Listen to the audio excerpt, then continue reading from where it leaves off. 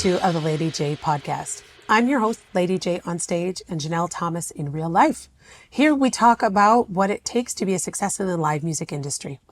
For the last 2 decades, I have been a full-time gigging musician, singing lead and leading the band alongside my husband, Felix, who is my guitarist and musical director. Together, we've played about 3,000 shows worldwide at private and corporate events in 4- and 5-star hotels and upscale venues here in Dubai, which has been our home since 2015. We have 2 young boys, and so we share our time being very full-time parents during the day and then full-time musos in the evening. When I started this podcast last year, I wanted to dive into exactly what it takes to be a full-time musician. Obviously, you need to make high-quality music, but then how do you get it on stage and keep an audience entertained all night long and then do that night after night? And then how do you make enough money doing that to actually consider it a career? We had some great guests during season 1 who answered that very question. These people are musicians, teachers, booking agents, audio engineers. They've dedicated years of their life to the live music industry, and I'm so grateful that they came to share their wisdom with us. If you are interested in the conversations, especially if you are just getting started as a gigging musician or you're looking to have more fulfilling gigs, please go and have a listen to those episodes. They are all linked on my website, and you can find them at ladyjmusic.com/podcast. We had amazing conversations that were fun and funny and inspiring, but also, let's be honest, it was kind of preaching to the choir. I mean, I obviously believe that live music matters, and so do those guests.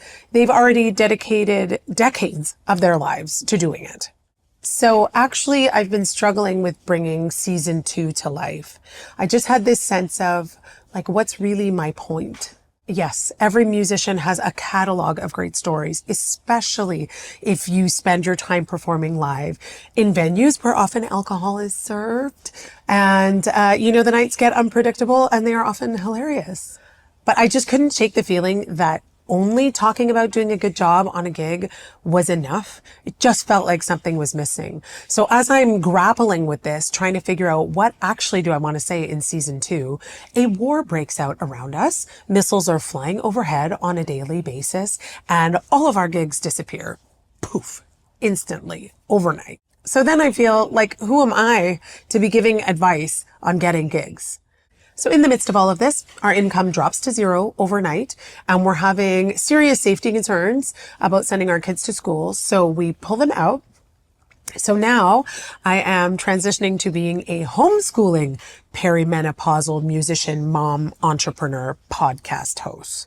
Yeah, I was kind of wrecked for a while there. And in those, like, oh shit, what happened to my industry moments, reminiscent of COVID, anyone? Of course, again, I'm taking a step back and wondering, is this really how I want to be spending my time and energy in my precious one and only life? Like, the financial instability sucks. But here's the thing, as during COVID, at the same time as there's a part of my brain screaming, just fuck it, just pivot. Overwhelmingly, I have the sense that this is something that I still need to be doing, that live music really does matter, and that this is just a setback, stay the course, wait it out, it's going to bounce back. And I figured it out. Experiencing live music, no matter which side of the microphone you're on, is one of the most human things that you can do. And not only does live music matter, but humans matter. It seems crazy to say, but over the last few months, as I've spent way too much time on my phone, way too much time on social media, and I've gotten totally pulled into the discourse there surrounding AI, I feel like actually it's really become an act of resistance to champion human things. Now, full disclosure, I enjoy an AI-generated anti-Trump Lego hip-hop propaganda banger just as much as the next guy. I actually think that that's a fun use of AI for entertainment and maybe education and definitely for propaganda. And I also think it doesn't take work away from artists who would have been doing that as their livelihood otherwise. AI is being sold to us as a glorious future, smarter and more skilled than any human could ever be.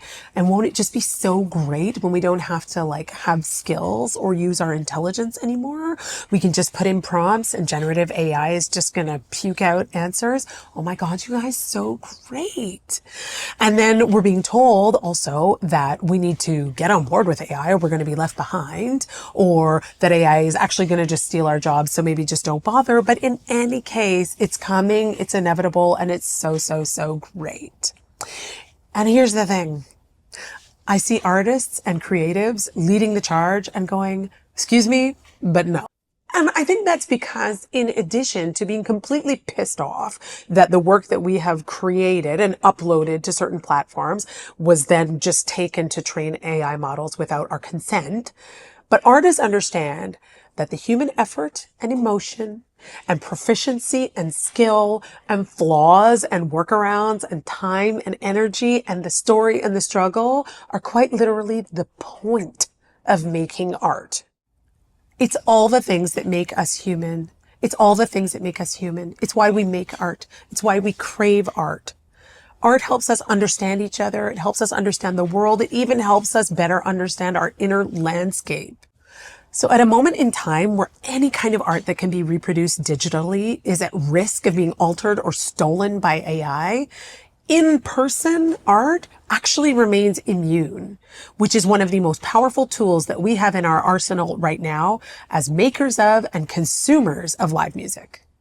As musicians, we need to be more vocal about the fact that when we're bringing music to an event or a venue, we're not just there to make pretty sounds. We are providing a service that cannot be replicated by any machine or digital artifact. We are bringing energy and intention and storytelling and vibes, not like vibes, like actual acoustic vibrations that we're sending into the room to connect with other humans. And then when they smile and applaud and sway and dance, they send it right back to us. And so as audience members, when you are seeking out live entertainment, you are showing up with your presence and with your wallet to say, I am choosing to have something that makes me vibrate on a fundamental human level. I want to have a one-of-a-kind experience because even if I was in this room last night, tonight is completely unique. I am open to the possibility of hearing something new or hearing something old done in a new way. I know that these stories are being told for me, and I want to be in the room so that I can hear it and see it and feel it. Because live music exemplifies the human experience. And that's why I keep making music in person for people. Vive la résistance. For everyone who has been with us since the beginning, thank you for your patience while I got myself together to launch season 2. I'm so happy that you have stuck with us. And for anyone who is new, welcome to this proudly human corner of the internet. Usually at this point in the episode, I ask my guests some lightning round questions. But that was really kind of awkward being on my own. So I asked my listeners to submit questions, things they wanted to know more about. So stick around and let's find out what they wanted to know. All right. So I'm back with a couple questions from fans of the podcast. Now, just like in the lightning round with guests, I haven't prepared answers to these questions. I'm going to read them to you and then I will give you my thoughts on them. So first one is, how do you feel about requests? Ideally, how do you handle them? There is an IG muso that suggests handing out a laminated list of all the repertoire songs for people to make a request, as well as have a QR code on it to give tips. What are your thoughts on doing such a thing during your performance? Here's the thing. I think that requests should be special requests. Because otherwise, if you were constantly making requests about any song that you want to hear, I don't think you're really in the frame of mind for a live performance. So to me, there's a difference between someone saying, it's my birthday, it's my anniversary, my mom is in town, can you please play? It's her favorite song. I really appreciate those requests. Actually, I feel it's someone who's locked into the performance and is just asking, could I get this little additional piece to make my night extra special? And most of the time, when you can't do those requests, those people are actually really cool about it and kind of give it an, oh, well, thanks for considering my request in the first place. The requests where I have a problem are getting a laundry list. And by the way, when you send up a list of requests and it's in alphabetical order, I know that you just went through your phone. That's too much. That doesn't feel like you actually want one special song. It feels like, oh, I don't really like what you're doing. So instead, let me curate what songs you should be playing. And I don't love that. As for the QR code to give tips, this is something actually I considered a long time ago. But I feel that here in the UAE, where they have rules about tipping performers, it probably wouldn't go over very well, might even be illegal. So out here, I don't think we should do that. But if I were in another part of the world, I think that, yeah, actually a long time ago, I probably would have worked in a QR code and, a tip bucket online. And so the next question is, Felix and you have been together forever, living, working, raising two lovely children. How do you manage to keep the work-life balance? How do you keep the magic alive? And how do you keep work discrepancies out of the home? Great question. I also wonder this. So Felix and I have been together for 20 years, playing and traveling and co-parenting now for the last 8.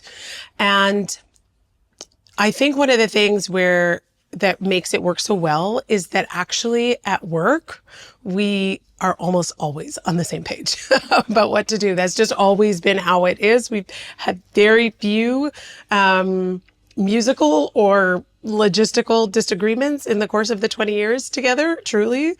It's more the reverse. Now, since becoming parents, I think it's been so new and so challenging as it is in the early years for everyone, that it's been more about how not to take the argument that we may have had or disagreement that we may have had as parents, like, to work. And I don't think that we don't take it to work. Like, we sometimes are driving to work and we're pretty much in like stony silence.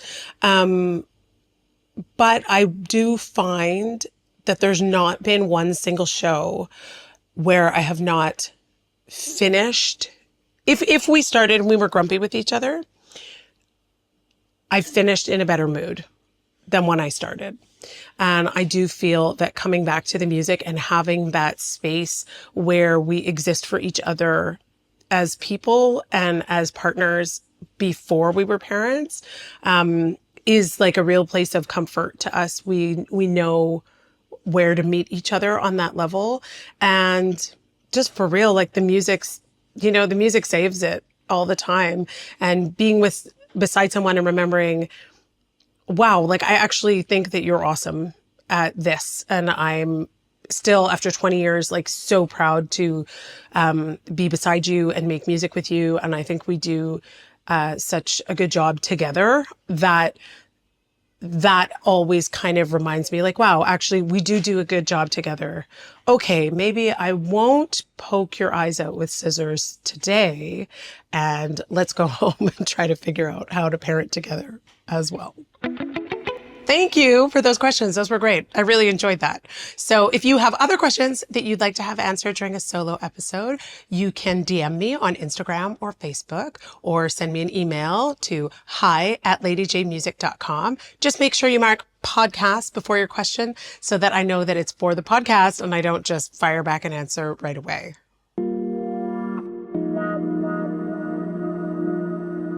Thank you so much for being with us for this season opener. I'm really excited to dive deeper in season 2 into the connection between live music and the human experience.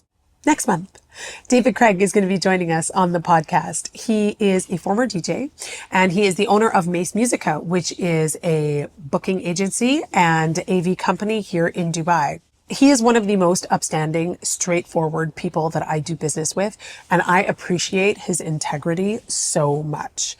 He's also the dad of a preschooler, and he is someone who actually gives me a run for my money in the chit-chat department, so we will have lots to say to each other.